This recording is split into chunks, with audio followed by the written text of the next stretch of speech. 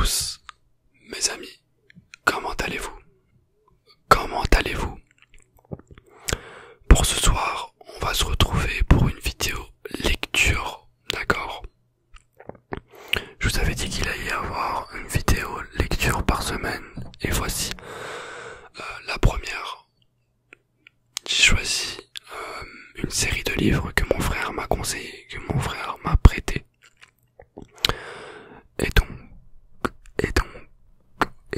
j'ai sélectionné ces livres-là pour notre série lecture. Je tiens également à remercier Dimitri, c'est un abonné qui m'a fait la bannière et le logo que je trouve très sympa et très classe. Donc je te remercie infiniment. Alors, on va commencer tout de suite la vidéo. Les livres sont juste là. Il y a, comme je vous l'ai dit, 3 tomes et j'ai choisi ces livres parce que ce sont des livres assez courts, de seulement 100 pages.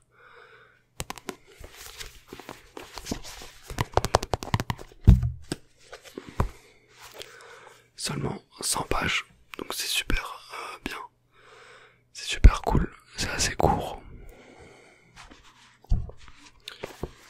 On va commencer par lire le premier tome. Je vous montre le livre.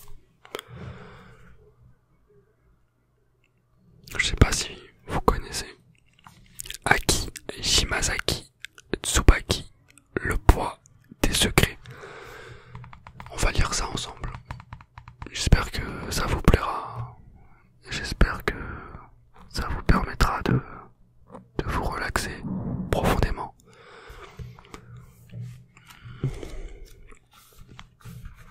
C'est parti.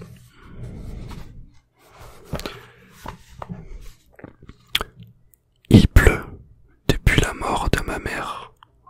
Je suis assise près de la fenêtre qui donne sur la rue. J'attends l'avocat de ma mère dans son bureau où travaille une seule secrétaire. Je suis ici pour signer tous les documents relatifs à l'héritage. L'argent, la maison et le magasin de fleurs dont elle s'occupait depuis le décès de mon père. Il est mort d'un cancer de l'estomac, voilà 7 ans. Ça commence bien.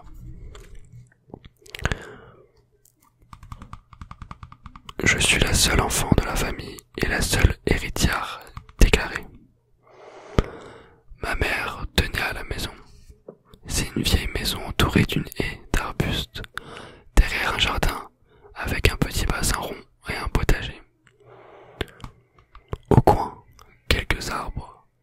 Parmi eux, mes parents avaient planté des camélias peu après l'achat de la maison. C'était ma mère qui aimait les camélias. On s'en fout complètement. Non, je rigole. C'est le mec qui commence à critiquer le livre. Intéressant, d'accord. Je suis désolé pour le bruit un petit peu derrière. Mais mettez-vous dans votre bulle de relaxation. Le rouge des camélias est aussi vif que le vert des feuilles. Les fleurs tombent à la fin de la saison, une à une, sans perdre leur forme. Corolle, étamie et pistil restent toujours ensemble. Ma mère ramassait les fleurs par terre, encore fraîches, et les jetait dans le bassin, les fleurs rouges.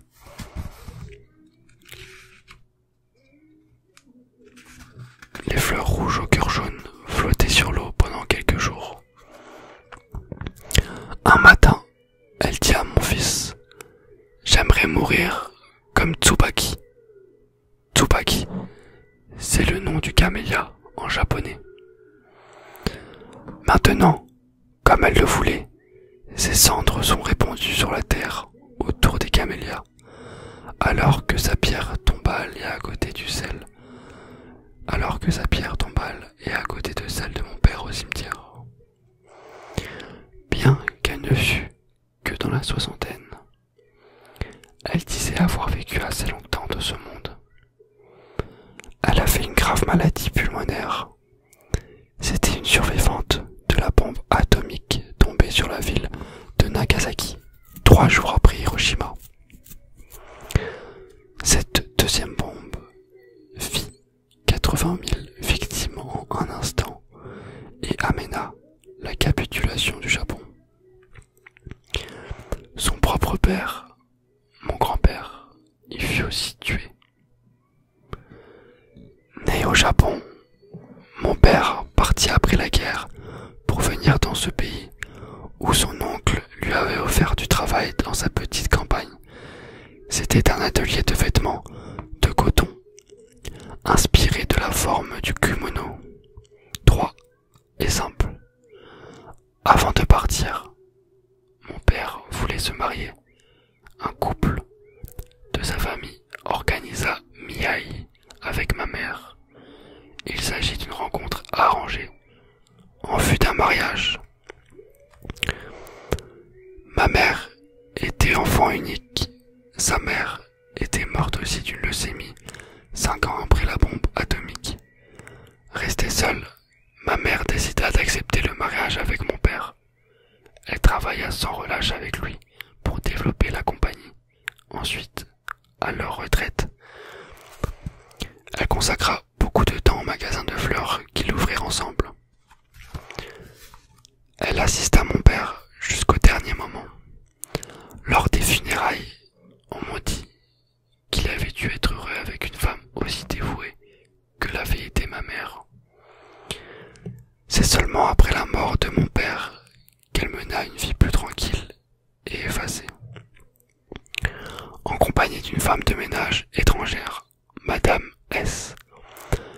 Cette dame ne comprenait ni le japonais, ni la langue officielle du pays. Elle avait seulement besoin d'argent et d'une chambre. Alors que ma mère avait besoin de quelqu'un qui puisse prendre soin d'elle à la maison. Ma mère n'aimait pas l'idée d'habiter chez moi, ni d'aller dans une maison de convalescence, encore moins dans une clinique. Si nécessaire, elle faisait appel à son médecin par Madame S, qui arrivait tout juste à lui dire au téléphone « Venez chez Madame K ». Ma mère, d'ailleurs, avait confiance en Madame S. « Ça me suffit », répondit-elle à mon fils, lorsqu'il lui demanda comment elle communiquait entre elles. « Je me sens bien sans parole. Madame S. est une personne très discrète. Elle m'aide et ne me dérange pas du tout. Elle n'a pas d'insurrection. Elle n'a pas d'instruction. Ça m'est égal. Ce qui compte pour moi, c'est son savoir-vivre. Quant à la guerre et à la bombe atomique tombée sur Nagasaki, ma mère refusait d'en parler. De plus, elle me défendait de dire à l'extérieur qu'elle était une survivante de la bombe. Malgré tout, ma curiosité depuis mon enfance, j'étais obligé de la laisser tranquille. Je croyais qu'elle souffrait toujours de la perte de son père, emporté par le carnage. Pourtant, c'est mon fils qui, dans sa jeune adolescence, se met à lui poser les mêmes questions qui me préoccupaient toujours. Lorsqu'il se faisait trop insistant, ma mère lui criait de retourner chez lui. Ok. Pendant ces 3 dernières semaines, elle nous disait avoir de la difficulté à dormir. Elle demanda des somnifères à son médecin. C'est pendant cette période qu'elle devint tout à coup bavarde à propos de la guerre.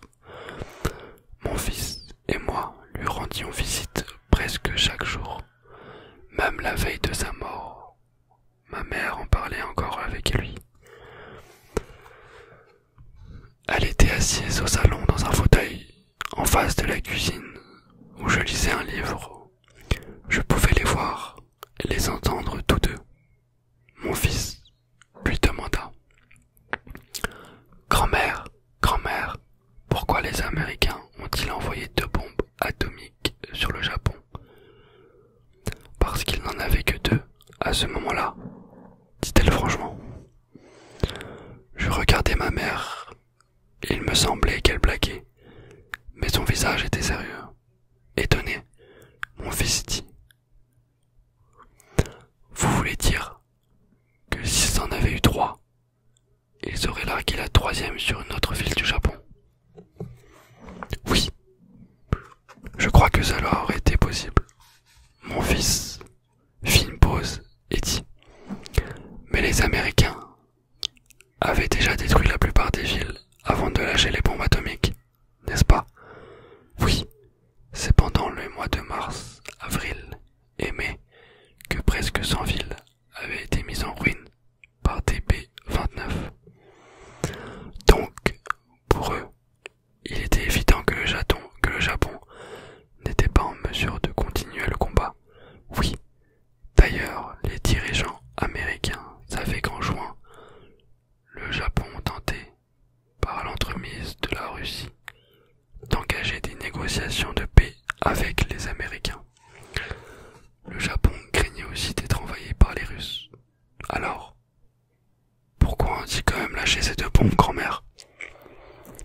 Les victimes étaient pour la plupart des civils innocents. Plus de 200 000 personnes ont été tuées en quelques semaines. Quelle est la différence avec l'Holocauste des nazis? C'est un crime. C'est la guerre. On ne pense qu'à gagner, dit-elle. Mais ils avaient déjà gagné la guerre. Pourquoi les bombes atomiques étaient-elles nécessaires? Mon arrière-grand-père a été tué par une bombe qui, je crois, était totalement inutile. Elle n'était pas inutile pour eux. Il y a toujours des raisons, des avantages ou des avantages à une action. Mes amis, on va s'arrêter là avec ce premier épisode de la lecture. On va reprendre plus tard dans ce petit livre. J'espère que ça vous aura plu. C'est assez dur, mais je pense que c'est très intéressant. Voilà. C'est que le début. Je vous souhaite une